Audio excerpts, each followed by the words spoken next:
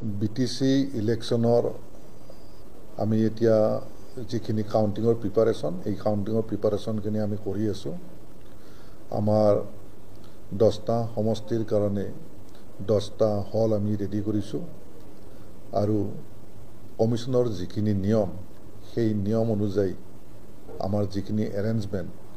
CC কেমেৰাৰ পৰা আৰম্ভ কৰি কম্পিউটাৰ ইনষ্টলমেণ্টৰ পৰা গোটেইখিনি আমি কৰিছোঁ টোটেল 10টা হলত আমাৰ 94 নাম্বাৰছ অফ টেবুল থাকিব আৰু যিবিলাক কনষ্টিটুৱেন্সিত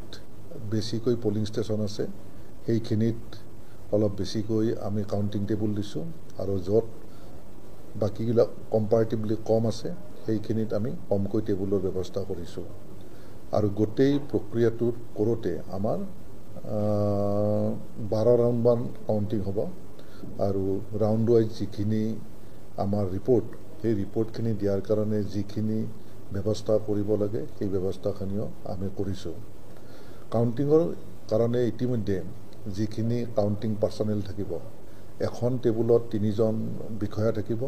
এটা কাউন্টিং সুপাৰভাইজাৰ এজন কাউন্টিং এছিষ্টেণ্ট আৰু এজন মাইক্ৰ অবজাৰ্ভাৰ তেনেকৈ আমাৰ এআৰও টেবুল তাত অবজাৰ্ভাৰ থাকিব আৰু অবজাৰ্ভাৰৰ লগতো এজন মাইক্ৰ অবজাৰ্ভাৰ থাকিব আৰু এজন আমাৰ যেটো কম্পাইলেশ্যন কৰিব সেই কম্পাইলেশ্যন টেবুলতো এজন মাইক্ৰ অবজাৰ্ভাৰ থাকিব তেখেতে অবজাৰ্ভাৰৰ ৰিপ্ৰেজেন্টেটিভ হিচাপে কাম কৰিব কাউন্টিং পাৰ্চনেলক ইতিমধ্যে আমি ট্ৰেইনিং দিছোঁ